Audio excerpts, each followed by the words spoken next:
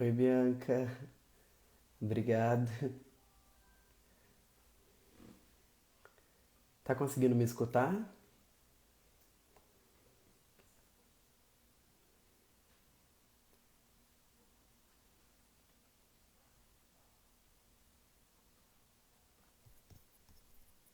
Oi, Paloma. Vocês estão conseguindo me escutar? Obrigado.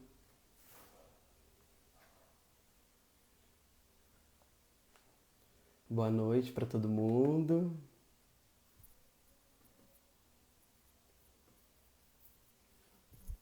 Vou esperar mais um pouquinho para chegar o pessoal e a nossa convidada de hoje poder entrar aqui também.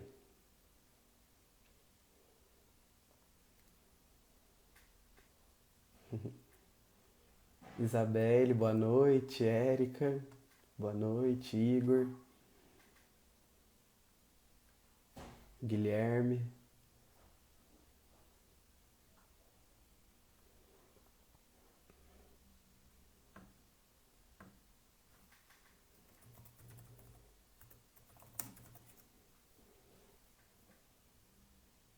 Nossa convidada já está entrando, só mais um pouquinho.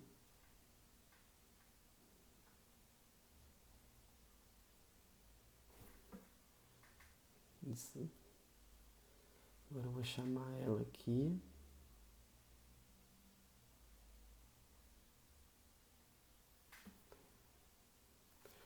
Ai, Cris, tá dando que você não pode participar da live.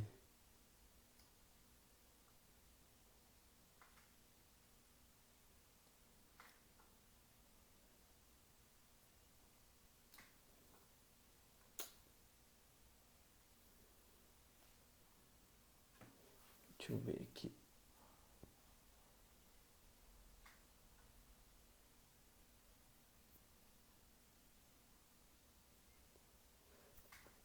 Tá aparecendo que a Cris e a Paloma não podem participar. Eu consigo convidar todo mundo, menos vocês duas.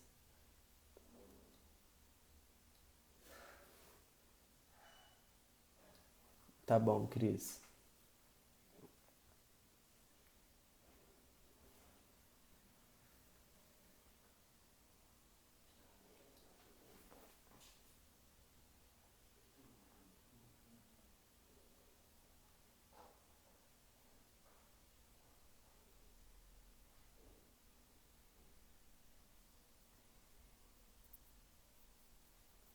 Não, acho que a Cris. Acho que ela entrou pelo celular mesmo.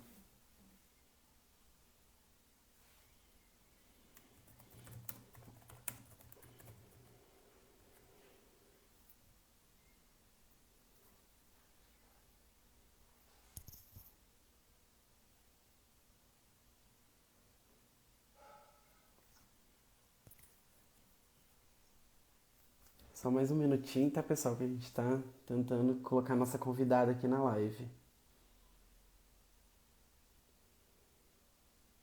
Ah, agora eu convidei ela aqui.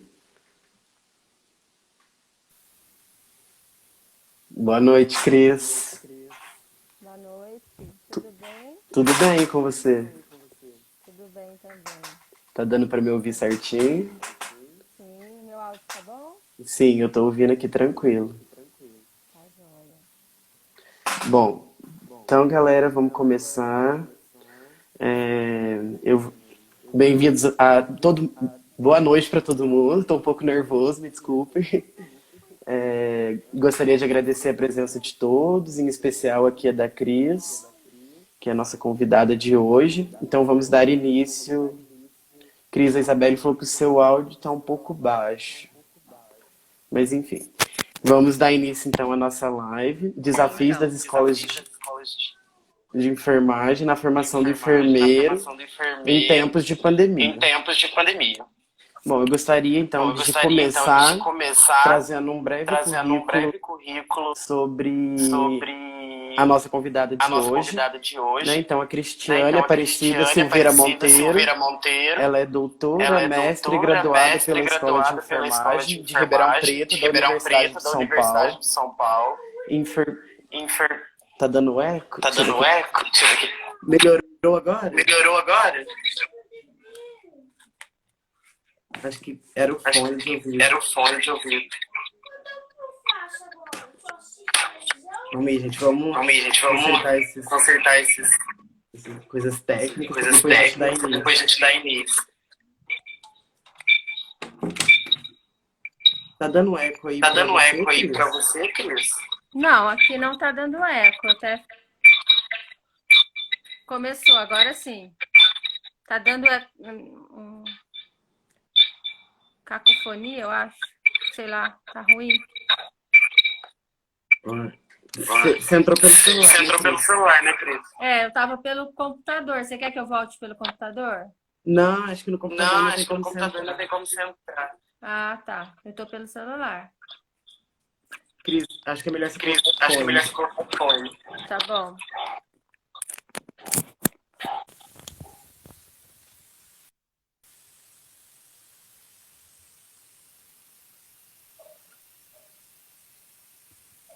E agora, pessoal?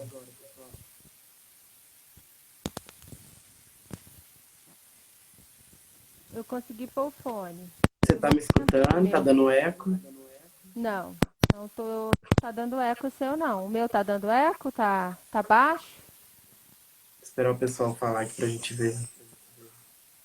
Ah, acho que parou. E o som tá baixo, Não, o som tá Igor? ótimo, Cris. Tá bom. Então vamos lá, Então gente. Boa noite a todos. Desculpa os imprevistos técnicos. Gostaria de agradecer a todos pela presença, agradecer a Cris também por ter aceitado o nosso convite para a nossa live, né? Desafios das escolas de enfermagem na formação do enfermeiro em tempos de pandemia. Então a Cris, né, como eu já tinha falado, ela é doutora, mestre graduada pela Escola de Enfermagem de Ribeirão Preto, da Universidade de São Paulo. É enfermeira do trabalho pela Faculdade de Medicina de São José do Rio Preto e também graduada em Direito, pós-graduada em Direito do Trabalho e Previdenciário pela Pontifícia Universidade Católica de Minas Gerais. Atualmente ela é professora adjunta e coordenadora do curso de enfermagem da nossa universidade, na Universidade Federal de Alfenas, a Unifal. Cris, se você quiser falar alguma coisa a respeito de você, se apresentar. Primeiramente, boa noite a todos. Boa noite, Daniel. Em nome do Daniel, eu cumprimento todos os petianos, todos os alunos que estão aqui, todos os professores.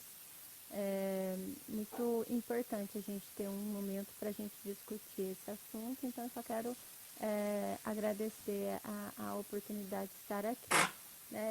A minha carreira toda ela é feita dentro da saúde coletiva, das políticas sociais e da educação em saúde, né?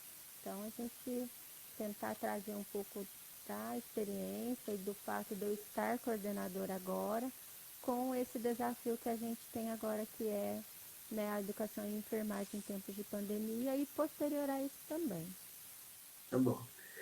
Antes da gente realmente iniciar, então, né, a nossa conversa, eu gostaria de lembrar a todos que estão participando de preencherem o formulário. O link tá na descrição do nosso Instagram, né, lá na bio. Vocês podem acessar e preencher esse formulário, porque todos vão ter certificado de participação da live. Bom, então, Cris, eu gostaria de começar fazendo uma abordagem institucional, uma abordagem acadêmica, e eu gostaria de fazer uma retrospectiva de como que tudo começou até o cenário atual que a gente se encontra hoje, né? Desde quando começou a pandemia, né, do Covid-19, lá no final de 2019, início de 2020, até a conjuntura atual, né, na qual a gente se encontra academicamente falando. Então eu passo a palavra a você e a gente vai discutindo, todo mundo pode sentir a vontade para mandar perguntas, comentários, a gente vai estar lendo e respondendo aqui na live. Antes de começar, deixa eu mandar um beijo para a Mayara, né? Foi minha aluna, um grande prazer te ver aqui, tá? Saudade. Bom, vamos falar sobre essa história, como que pegou a gente de surpresa, né? Não é uma surpresa, a gente acompanhou desde o final de 2019, uma pneumonia desconhecida em Wuhan, na China. Acompanhamos a China fechando suas fronteiras, fechando suas escolas, fechando suas universidades. Diversos brasileiros que estavam na China, né, foram pegos lá. Mas a gente não tinha a dimensão real do que isso, né, significaria. quando em março, né, a gente, dia 15 de março, começaram os movimentos de fechada das escolas, fechadas das universidades, mais ou menos. E nós, já da Unifal, né, a gente que ocupa um cargo administrativo, os coordenadores já vinham fazendo algumas reuniões. Consigo sim, Marina, desculpa. A gente já estava fazendo algumas reuniões para Ótimo identificar agora, viu, como... Cris? Tá bom, obrigada pelo retorno. A gente já estava fazendo algumas reuniões para acompanhar, né, o que a Unifal faria. Nós interromperíamos nossas atividades preventivamente, a gente ia esperar a situação, né, se desenrolar. E aí no dia 18, né, após uma decisão do colegiado da Prograde e por sua vez do CEP, desculpa, Consune, nós tivemos a interrupção das nossas atividades. Mas naquele momento, Daniel, não sei se é uma impressão minha, todos nós achávamos que em um mês e Sim, meio, nós retornaríamos, né? A exatamente. gente. Então, assim, eu saí, né? Peguei as coisas mais importantes, peguei meu computador, peguei umas coisinhas e vim para casa, assim, falando: não, um mês eu tô de volta, né? E esse um mês acabou postergando, postergando, postergando e já estamos aí, né, desde o dia 18 de março, sem as atividades presenciais. E naquele momento, a nossa preocupação foi de não interromper as atividades, né?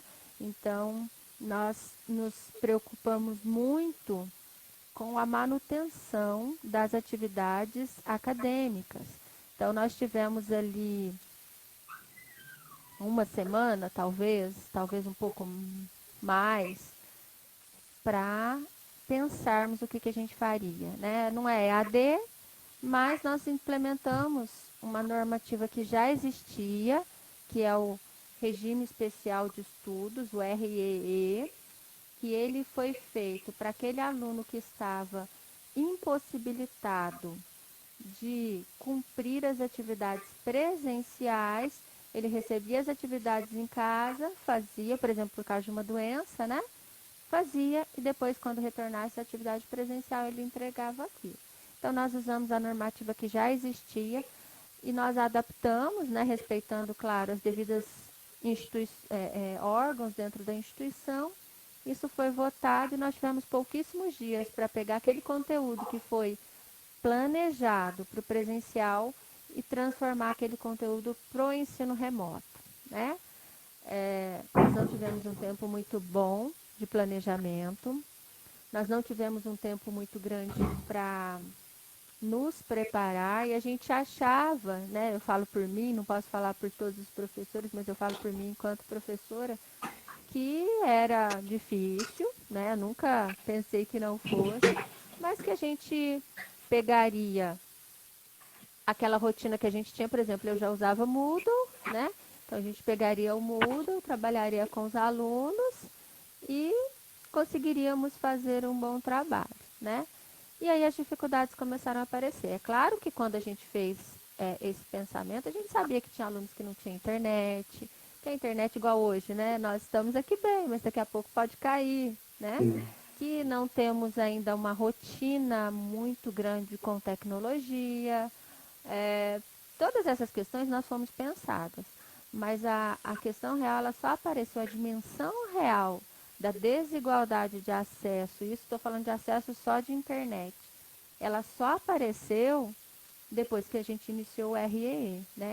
E eu, estando na coordenação, né, eu estou na coordenação esse ano, eu recebia todos os dias aluno, professor, assim, reclamando, com dificuldade, né? Professor que só pôs o material lá e não fazia interação, aluno que nunca deu retorno para o professor, nunca apareceu, nunca fez nada, nunca nem baixou material, em todas as situações possíveis, gente, sem crítica alguma, tá? É só um relato do que a gente vivenciou durante os poucos dias que a gente passou no REE, né? Então a gente ficou no REE oficialmente do dia 18 de março até o dia 8 de abril. Então, gente, foi um período difícil? Foi difícil para os alunos, foi difícil para os professores, foi difícil para os órgãos colegiados que votaram, né? Mas foi um período de intenso aprendizado.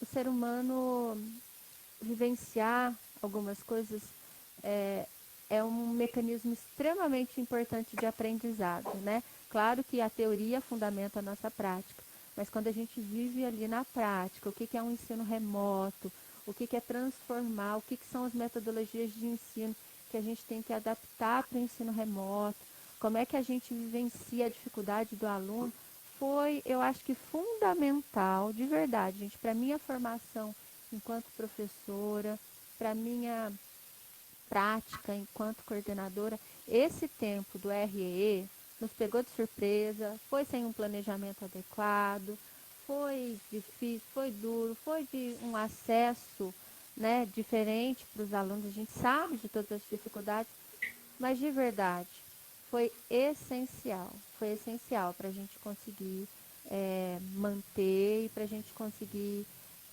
depois passar para uma segunda etapa de planejamento do ERE. Sim.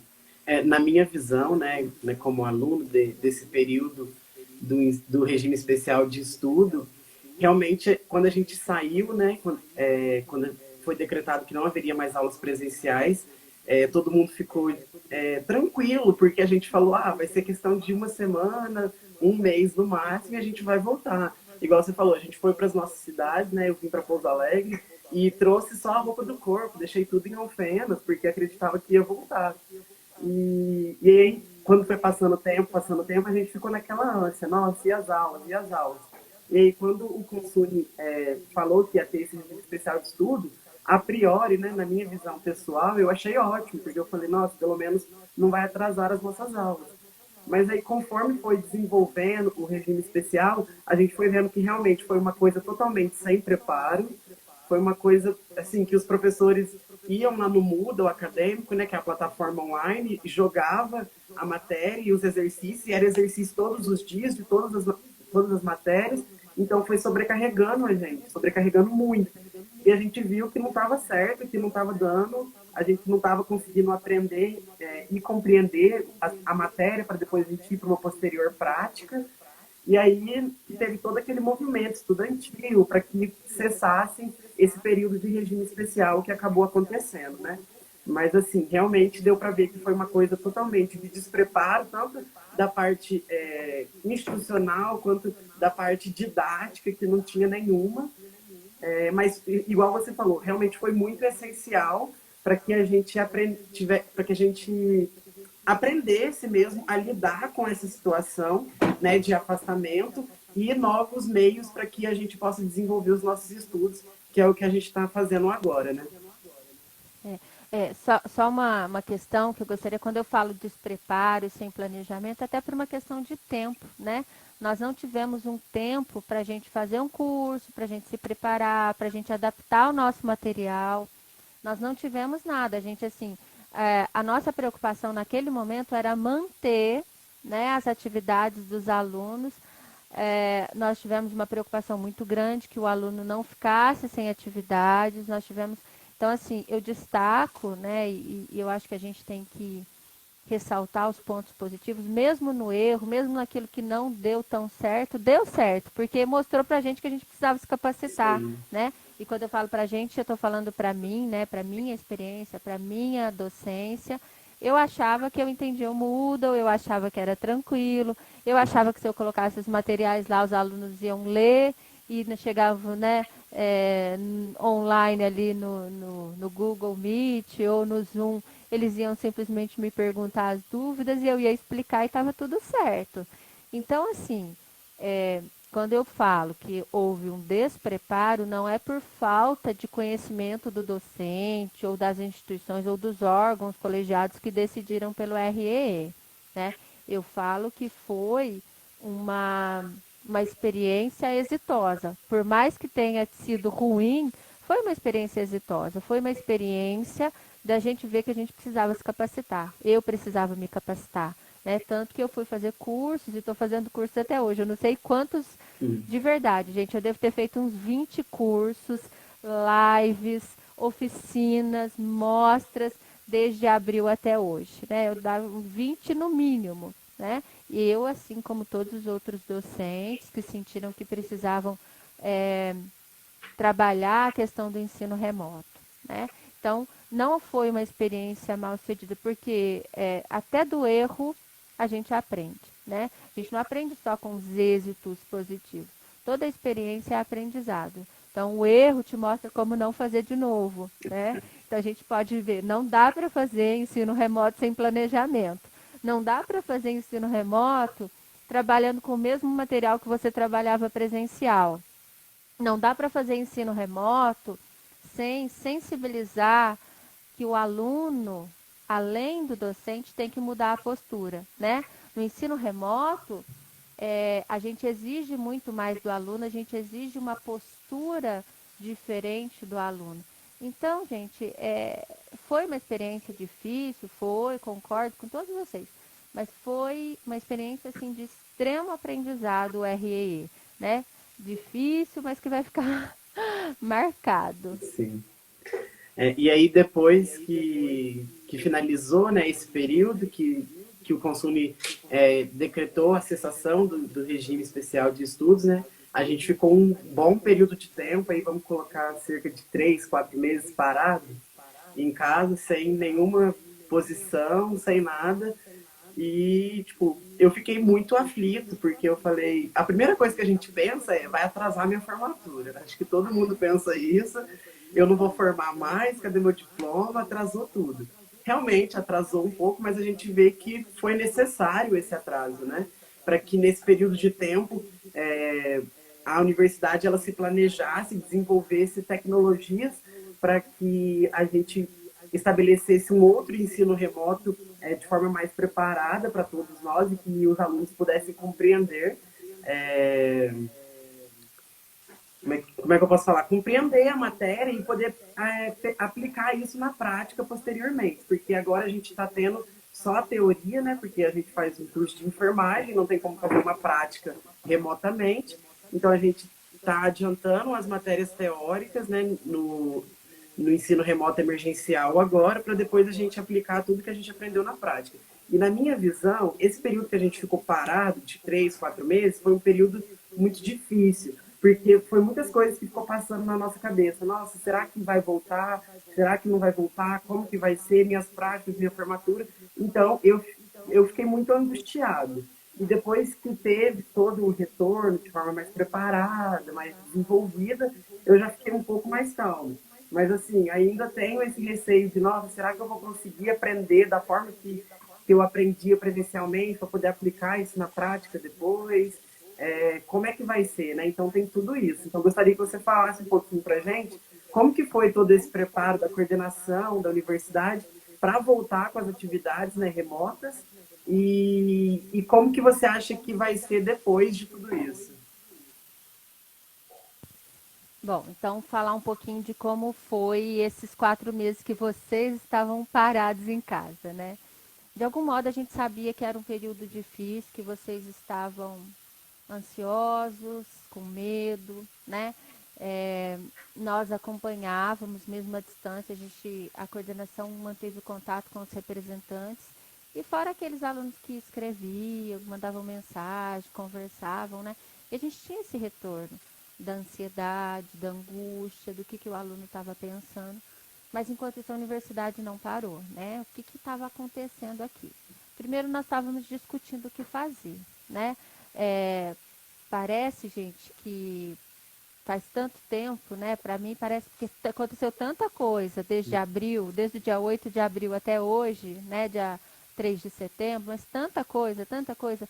E assim, a gente tem que pensar num aspecto e num cenário macro, né? Então, o que estava acontecendo a nível governamental, né? Na esfera federal, na esfera estadual, na esfera municipal. Nós tínhamos uma curva ascendente no Brasil. Minas, a princípio, estava relativamente tranquila. A gente tinha muitas portarias sendo promulgadas pelo governo federal, né? Nós tivemos o Brasil Conta Comigo, muitos alunos, e aí, me cadastro, vou, não vou. Nós tivemos o posicionamento dos nossos órgãos, tanto nos nossos órgãos de educação quanto nos nossos órgãos de fiscalização profissional, né, o Corém, a ABEM, se posicionando contra alguma dessas normativas federais. Nós começávamos a entender um pouco, pela experiência dos outros países, como era o processo de quarentena, que é o nome que está na nossa lei, né, gente, mas não é um nome completamente correto, né, vou falar o correto aí de distanciamento social. A gente ainda não tinha uma clareza, como a gente ainda não tem, né, de um tratamento, mas já estava saindo algumas primeiras informações, né, da efetividade da cloroquina, que depois não veio se confirmar. A gente, então, assim, era um cenário de muita incerteza, Daniel, de muita incerteza no aspecto internacional, nacional e institucional, né? Então, aqui dentro da Unifal, o trabalho foi gigante, principalmente para aqueles que estão em cargos administrativos. Então, nós formamos 1.000 comissões, né? A Unifal, desde o primeiro momento, formou um comitê de monitoramento, né? Com pessoas de diversas áreas, multidisciplinar, multiprofissional, para acompanhar o cenário da região inteira. O pessoal que trabalha lá com a epidemiologia, fazendo um trabalho belíssimo, o pessoal da computação, da estatística, né? Num outro cenário, outras frentes foram, né? Comissões para avaliar se o que a gente faria, como seriam essas estratégias para o retorno presencial, como seriam essas estratégias, porque a gente não sabia quando viria, a gente tinha esperança, naquele momento, de voltar em julho, Sim. junho, julho, né? Então isso aí em abril, nós estamos falando de abril. Nós tínhamos esperança de voltar no máximo em junho, julho, né? Então a gente fez comissões para avaliar a retomada presencial e também o ensino remoto, que naquela época seria, e ainda é o nome, né? Ensino remoto emergencial. Se a gente retornasse, depois a gente precisasse novamente, né, do distanciamento social, a gente já teria a estratégia pronta. Ela foi pensada desse jeito. Ao mesmo tempo que isso, o Consune se reunia, o CEP se reunia, o colegiado da Prograde se reunia, cada um com a sua função, cada um trabalhando alguns aspectos, as outras coisas da universidade, né, montando. Nós tivemos depois a votação da excepcionalidade, ou seja, quem estava fazendo TCC e pudesse continuar mesmo com o calendário que tinha sido votado no dia 8 de abril para a interrupção do calendário. Então, mesmo com esse calendário parado, voltou-se a excepcionalidade dos estágios e do TCC. Então, nós começamos a tentar voltar o TCC de diversos cursos, né? Inclusive da enfermagem. E também, nesse momento, nós começamos a tentar voltar o estágio, né? Lá atrás. Então, final de abril, começo de maio, né? Nós só conseguimos efetivamente retornar ao estágio em junho, né? Quase julho. Mas nós estávamos trabalhando. Então, as comissões, a comissão de estágio, a coordenação, a presidente da comissão de estágio, todo mundo trabalhando para que a gente conseguisse realizar essas atividades. Então, assim, eu confesso, eu trabalhei muito mais abril, maio e junho do que eu trabalharia presencialmente. Muito, muito mais. A gente tinha horário para começar o trabalho, mas era 8, 9 horas da noite, a gente ainda estava online tentando resolver, tentando escrever artigo de comissão. A gente não tinha muita literatura e nem muitas experiências, né? Porque o que a gente tinha de experiências de universidade, de trabalho, de ensino remoto, eram experiências estrangeiras, principalmente de universidades que tinham que interromper suas atividades, por exemplo, por causa de neve, né? Então, nós fomos estudar essas experiências dessas universidades, como é que era esse ensino emergencial. E depois começou a aparecer, né, literatura aqui de outras universidades, a gente começou a trocar. Nesse meio tempo, eu fui procurada por uma professora da Universidade Federal do Acre, né, por uma amiga em comum, e ela falou, olha, como é que está a sua situação aí enquanto coordenadora? Eu falei, olha, eu discuto com os meus colegas e às vezes eu surto sozinha. Ela falou assim, vamos montar um grupo de coordenadores de curso de enfermagem das universidades públicas? Vamos, né? Então, eu e ela começamos a montar um grupo e hoje nós temos mais de 200 professores de enfermagem num grupo de WhatsApp. A gente tem um Padlet com as experiências do ensino de enfermagem nas universidades públicas brasileiras. Muita coisa foi produzida nesse tempo. Então, a gente fez encontro entre as universidades públicas mineiras. Nós fizemos depois um encontro entre as universidades públicas brasileiras, todos encontros online, obviamente, para discutir o que a gente faria para o ensino da enfermagem, ao mesmo tempo que a Unifal fazia todas essas ações, votava as resoluções do ensino remoto, né? E uma coisa que eu gosto de destacar é que em nenhum momento eu pensei, eu e o colegiado, obviamente, a gente não trabalha sozinho, né? Eu e o colegiado, a gente pensou em decidir sozinho. Então, a gente fez a consulta ao NDE, a gente fez a consulta aos professores da escola e a gente fez a consulta aos alunos, né? Então, vocês tiveram diversos momentos que a gente se reuniu, eu fiz questionário, né? A gente fez um questionário para ouvir vocês. Como é que foi a experiência do REE, né? Se a gente fizesse um regime especial de novo emergencial, qual seria a perspectiva de vocês? E depois nós fizemos encontros, né? Então, se eu não me engano, foram 5 ou 6 reuniões durante esse tempo. Por quê? Eu acredito numa decisão compartilhada, né? Ainda que o aluno e o professor estejam em posições diferentes de decisão, né? E a coordenação também, porque eu exerço um cargo e represento tanto os meus alunos quanto os meus professores, eu acho que essas decisões têm que ser compartilhadas, né? Essas escutas têm que ser compartilhadas. Então, eu procurei, né? Claro, gente, eu tenho falhas e nem sempre o que a gente escuta a gente consegue implementar. Mas em todo momento eu procurei escutar o aluno, né? Tanto na parte da saúde mental, que a gente sabia como vocês estavam inseguros e ansiosos, quanto na questão pedagógica, né? Então, assim, essa mesma preocupação que você tinha, será que eu vou conseguir fazer essa atividade online, pelo ensino remoto e depois na prática, como é que eu vou conseguir? Né? Então, todo momento nós discutimos, nós fomos sempre muito sinceros sobre os nossos medos, nossos receios, mas a gente foi estudar, né? Ao mesmo tempo que a gente fazia encontro com o coordenador, que a gente discutia estratégia, que a gente trocava experiência, a gente foi fazer oficina de ensino remoto, oficina de Moodle, oficina de Google, né? A gente já estava naquela expectativa que a Unifal adotaria o G Suite. Então a gente foi estudar, Daniel. Esses 4 meses que vocês estavam parados em casa, os professores estavam estudando, e muito, né? A maioria de nós, obviamente, estudou, fez curso, chorou de desespero porque achava que entendia, né?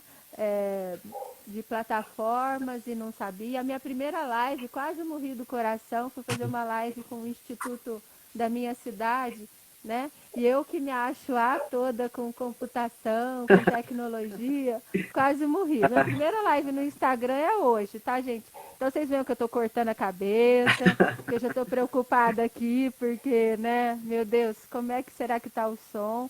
Então, todas essas inseguranças, os professores tiveram. A gente foi fazer curso para Moodle e eu, o primeiro dia, deu vontade de chorar e sair correndo, porque eu falava assim, nossa, eu uso Moodle desde a outra universidade que eu trabalhava, eu achava que eu entendia isso aqui e tô vendo que eu não sei nada, né? Então, assim, nós tivemos todas as fases. Nós tivemos a fase do desespero, a fase do choro, a fase da raiva, a fase da negação, não vou fazer nada mais disso, né? De querer chutar o balde, mas saber que tem que ficar correr atrás do balde.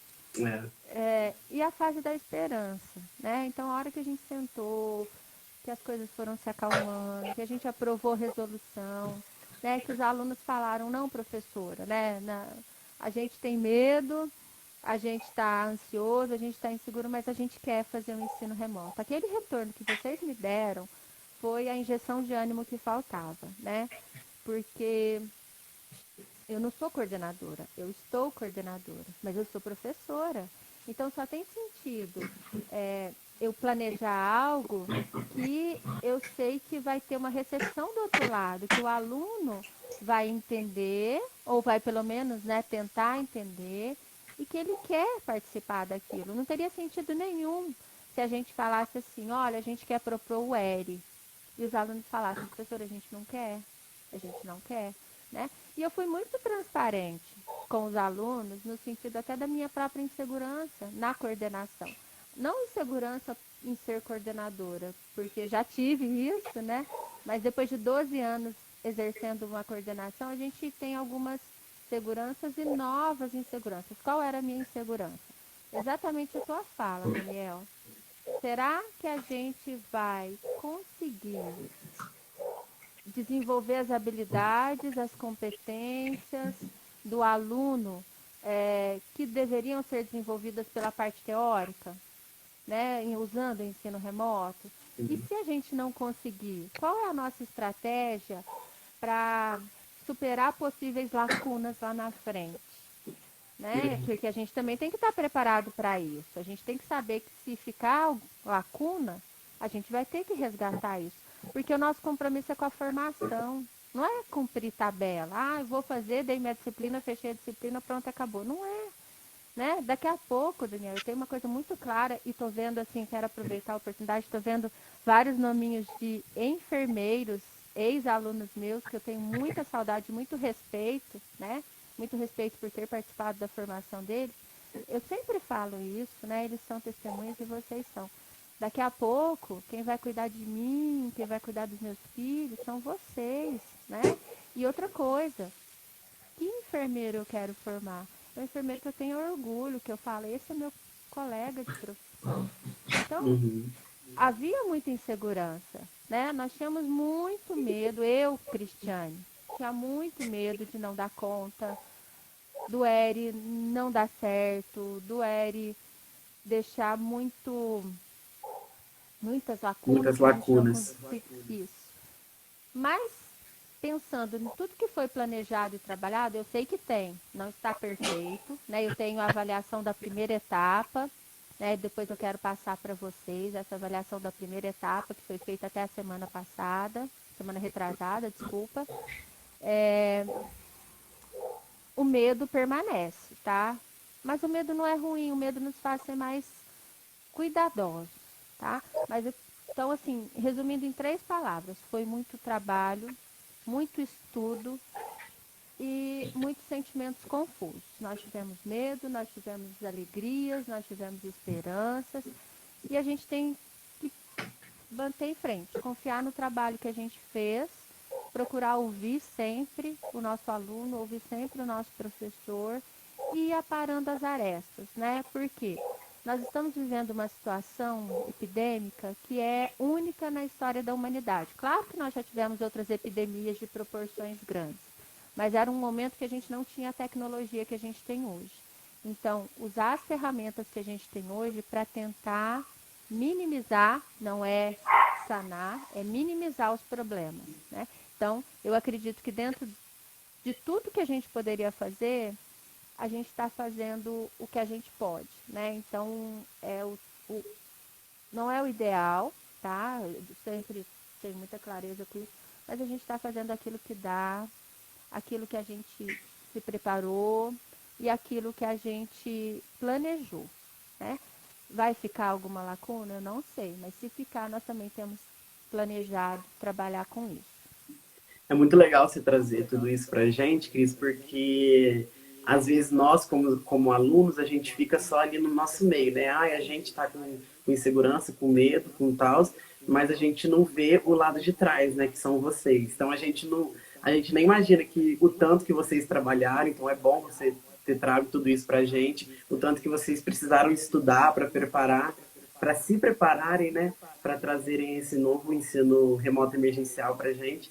Então, em nome de todo mundo, eu gostaria de agradecer o empenho de todos vocês por terem feito isso por nós, que realmente tem sido totalmente diferente da nossa primeira experiência e tem sido muito, muito gratificante, muito bom essa nova metodologia de ensino. Eu gostaria de ler um comentário aqui que a Tânia fez. Parabéns aos docentes e discentes pelo desafio. Realmente, como disse a Cristiane, ficará um grande aprendizado e todos sairão com uma experiência inovadora. E também a Karen fez um comentário muito interessante e eu gostaria de saber de você isso, Cris. Ela falou assim: a pandemia tem sido um desafio para todos, porém, muitos alunos estão utilizando isso como desculpa para o comportamento que já apresentavam antes, que é desinteresse e comodismo. Eu queria ver, na sua visão como professora, você tem percebido isso mesmo, que os alunos têm utilizado desse novo cenário atual para não, assim, para não fazerem nada, se acomodarem, não tem interesse nenhum? O que, que você acha? Olha, é sempre muito complicado a gente falar do outro, porque é sempre a nossa percepção sobre o outro, não é sempre a realidade. Às vezes a gente percebe uma pessoa desinteressada e, na verdade, ela está passando por milhões de outras coisas que a gente não sabe. Mas, assim, na aula presencial a gente também não tem todo mundo sempre interessado, né? Uhum. É, na aula presencial a gente tem o que dorme porque está cansado, porque trabalhou à noite, a gente tem o que dorme porque foi para balada, e a gente tem o que dorme porque dorme mesmo e não gosta do assunto. A gente tem o que passeia, que é turista, que sai e entra toda hora, que vai tomar um café, que vai tomar uma água, que vai fazer uma social, que vai paquerar, né? A gente tem o que presta atenção em tudo, anota tudo. A gente tem perfis e atitudes diferentes. E nem todo mundo é sempre, todos os dias, a mesma coisa. Tem dia que ele não tá, né, interessado, feliz. E, gente, o presencial, você se esconde no meio da multidão, né? Então, assim, o professor não vai ficar conseguindo prestar atenção em todos da mesma forma, ou se ele presta, pelo menos ele não vai falar, ele vai guardar para aquele. E a questão do ensino remoto, ela expõe mais as desigualdades. Então, ela expõe, vamos dizer assim, ela aumenta, ela põe uma lupa em tudo que a gente tem, tanto bom quanto ruim, né?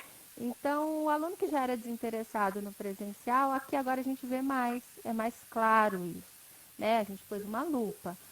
A dificuldade de leitura que o aluno tinha no presencial aparece também aqui de uma forma muito mais exagerada, né?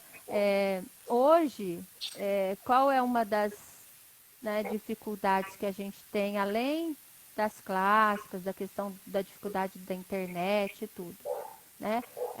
O aluno está assistindo aula, mas ele está com 20 abas abertas, né? Ele está assistindo aula, mas ele está com o Facebook aberto, ele está com ele está fazendo um curso online que ele tem que só marcar presença, então ele clica lá na aba do curso que ele está fazendo, do congresso que ele está participando, vai lá, desliga, mas ele está lá online, né? Então, ao mesmo tempo, ele está participando de duas reuniões, está online em tudo, todas as abas abertas e fechadas. Aí você chama ele sai, opa, peraí, professora, tô aqui, né? Mas, gente, qual a diferença do presencial? Quantas vezes a gente chama o aluno está com o celular ali, né, no colo, mandando mensagem, né? Às vezes a gente, na minha época de criança, a gente mandava papelzinho de um para o outro, né? E agora o aluno fica lá WhatsApp. no WhatsApp, né?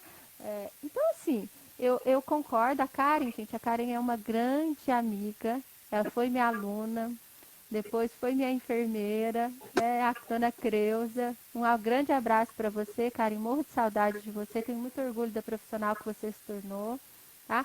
É, sim, alguns alunos usam isso como desculpa, hoje ela é professora, né?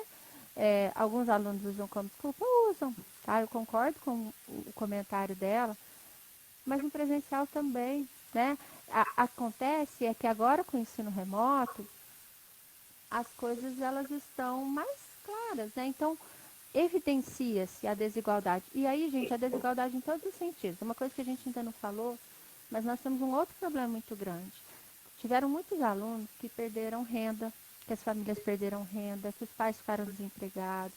Muitos alunos que estão trabalhando no horário de aula, né? Por quê? Porque a família precisa, porque estão passando por uma situação de crise, né? A gente sabe disso.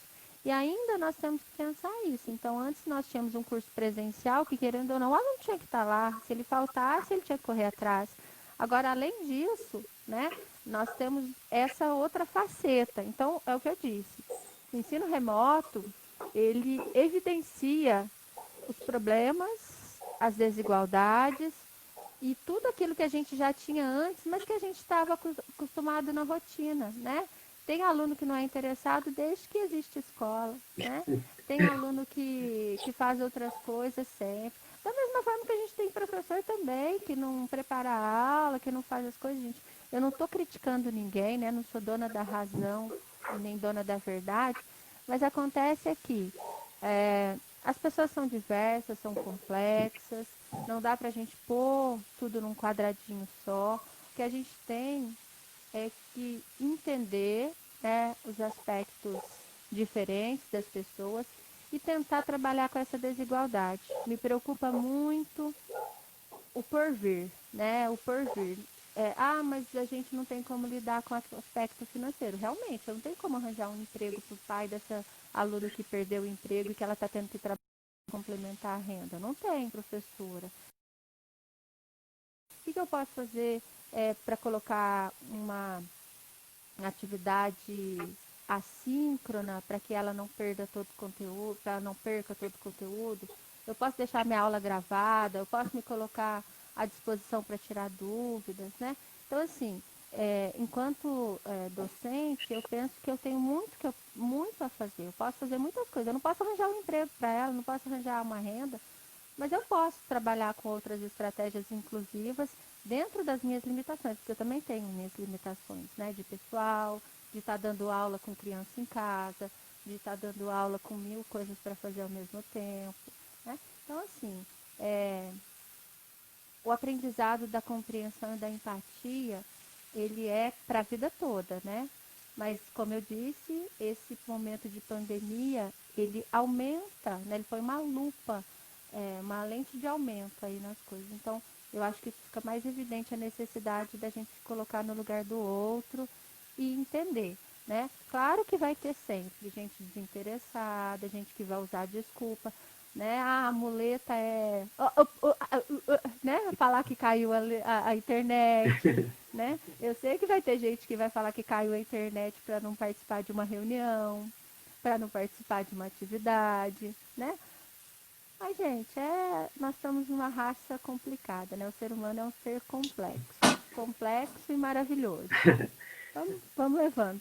Foi bom você falar tudo isso, Cris, porque, querendo ou não, a gente sofreu muitas mudanças, tanto sociais quanto familiares, né? Porque, por exemplo, quando a gente está lá na faculdade presencial, a nossa única preocupação é estar lá e assistir a aula e aprender aquilo.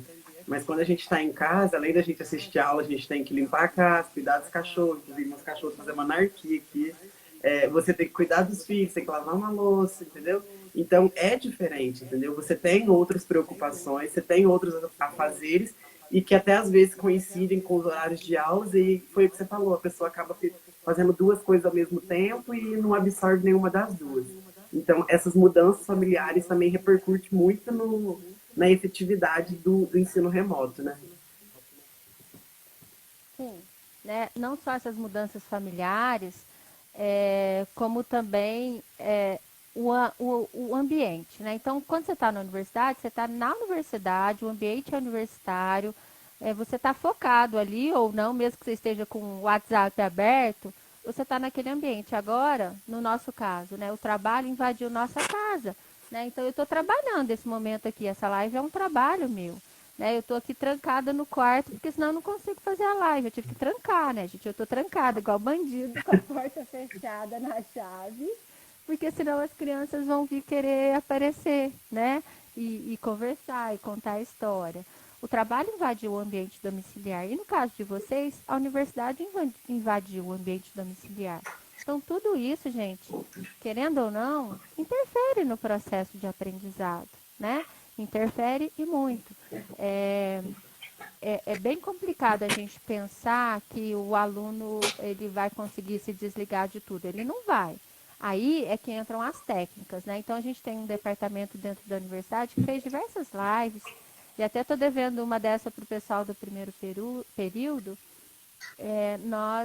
eu falei para eles sobre a importância de organização do tempo. Então, eu vejo que uma grande dificuldade no ensino remoto é focar, né? A gente não consegue ter foco e fazer uma coisa só, estando de corpo e alma naquilo. A gente está sempre fazendo 2, 3 coisas ao mesmo tempo. Então, eu vejo que uma das coisas que muito prejudica é o aluno deixar acumular as atividades. Ah, tem uma atividade assíncrona, é assíncrona, não tem horário, depois eu faço. E vai acumulando, vai acumulando, vai acumulando. De repente, ele tem 5 coisas para postar nessa noite. Aí ele tem que passar, às vezes, a noite para fazer. Né? Então, também nós temos as questões né, macro, as questões externas, mas nós também temos perfil de procrastinador, falta de foco, falta de organização de tempo, falta de método de estudo, né? Não é porque é ensino remoto, o professor vai dar aula online que eu não preciso estudar. Então, é tudo muito complexo, não dá para a gente resumir em uma coisa só. Mas tudo isso aí interfere no processo de aprendizagem e a gente precisa aprender a lidar. O nosso tempo aqui está curto, acho que faltam alguns minutinhos, porque o Instagram limita 1 hora só de live. Gostaria que você respondesse rapidamente, que a Tânia perguntou, todos os professores da escola de enfermagem aderiram ao ensino remoto? Então, Tânia, até eu vi a pergunta aqui, não, tá? Nós, colegiado, fizemos uma análise junto com os professores. Então, como foi o processo? Quando a gente estava naquele processo decisório de como seria a resolução, eu chamei uma reunião com todos os professores, tanto da escola de enfermagem quanto dos outros institutos e departamentos que dão aula para a gente. Nós explicamos, dei um período para eles pensarem, para fazerem uma proposta, e depois nós fizemos reuniões individuais com esses professores para analisar o roteiro. Em algumas disciplinas, nós entenderíamos que, pela especificidade da disciplina, não seria indicada para o ensino remoto, tá? E outras disciplinas, nós entendemos que poderia sim. Então, foi feita uma análise individual, né, de cada uma das disciplinas que estavam sendo oferecidas e também uma escuta do professor, né? Porque a primeira questão, o professor precisa querer dar a aula no ensino remoto. E depois essa disciplina precisa ser uma disciplina que a gente consiga desenvolver dentro da proposta do ensino remoto. Então, tinha algumas disciplinas que o professor queria, mas aí quando a gente sentou para analisar, falou, olha, melhor não, né? Vai ser uma disciplina complicada, os alunos não vão ter. E eu também pedi, né? Eu já tinha feito essa escuta anterior, mas eu pedi para que os professores entrassem em contato com as turmas e escutassem as turmas. Então, em algumas disciplinas, né? Exemplo lá, tinha uma disciplina com 37 alunos. Só 6 alunos queriam fazer ela no ensino remoto. Né? Então, os professores falaram, olha, não vamos oferecer, porque a gente, o processo aprendizado é uma via de mão dupla, né? Do professor para o aluno e do aluno para o professor. Então, nem todos ofereceram, nem todos aderiram, Tânia, não porque não quiseram, mas pelo perfil da disciplina. E outra coisa, como a gente percebeu dentro do REE que o tempo da atividade é um tempo diferente da aula presencial, nós limitamos o número de disciplinas por período. Então, nós diminuímos o número de disciplinas, não deixamos todas as disciplinas do período serem oferecidas para que o aluno tenha tempo de fazer as atividades. Então, foi essa a ideia aí. E realmente essa diminuição foi muito bom para a gente. Igual eu falei lá no começo, todos os professores mandavam atividade todos os dias, eram 6 matérias e a gente ficava louco, não conseguia dar conta de nada. E agora, uma coisa bem mais centrada, a gente tem tempo para fazer, super mais tranquilo. Então, o processo de aprendizagem, ele, com certeza, melhora. Cris, para finalizar, então, acredito que foi muito boa a nossa conversa. Eu gostaria que você falasse, em poucas palavras, então, um resumão. Quais são os desafios da escola de enfermagem na formação do enfermeiro, no tempo de pandemia? O grande desafio é entregar um ensino de qualidade, um ensino que a gente desenvolva as competências e habilidades que são requeridas pelo enfermeiro dentro do exercício profissional. Nós temos desafios que não são específicos da enfermagem, né, que é a questão do acesso. A gente sabe que nós estamos com uma dificuldade aí, Os alunos que precisam do auxílio da praça até hoje não receberam, né? Nós temos desafios financeiros, econômicos, nós temos os desafios de casa, né? O ambiente que esse aluno está. Tem gente que não tem uma mesa para colocar o computador ou o celular para estudar, né? Tem gente que estuda no chão, tem gente que está na zona rural, que para pegar o sinal da internet tem que pôr a cadeira e subir lá no alto do morro.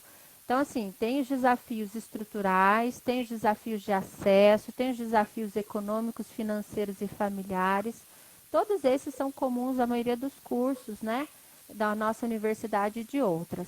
Mas, especificamente, o grande desafio nosso é manter a proposta da escola de enfermagem, né, que há mais de 40 anos forma enfermeiros que são enfermeiros de referência dentro da nossa região e dentro do nosso país, que é um enfermeiro crítico, porém humanista, né? Um enfermeiro ético, um enfermeiro solidário, um enfermeiro que tem as suas competências, né, desenvolvidas e que consegue trabalhar o papel social da enfermagem, não só habilidades técnicas, mas que ele consegue ver enquanto um agente transformador da realidade. Nosso desafio é como fazer isso no ensino remoto e principalmente, não vai dar tempo da gente falar muito, né? Mas o porvir. Então, nós não só estamos preocupados agora, nós estamos planejando para quando retornar, dependendo de como a gente retornar, como é que a gente pode sanar eventuais lacunas que possam ter ficado e como a gente vai fazer essa transposição, né? O retorno com segurança, com qualidade, como é que a gente vai dar segurança para esse aluno, como é que a gente vai dar segurança para essa família. Então, assim, a nossa visão é uma visão não local ou presencial no hoje. Nós estamos olhando lá na frente. Como é que a gente vai fazer? Claro, né, gente? Um dia de cada vez, igual a gente vai um dia de cada vez, senão também a gente pira. Nós também temos ansiedade, viu, Daniel?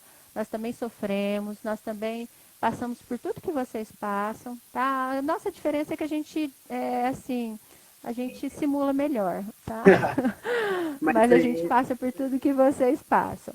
Mas nós estamos com um trabalho a longo prazo para fazer e pode ter certeza que a escola de enfermagem né, vai manter a sua tradição e a gente não vai deixar de formar um enfermeiro competente, um enfermeiro humanista, um enfermeiro crítico e com as suas competências desenvolvidas.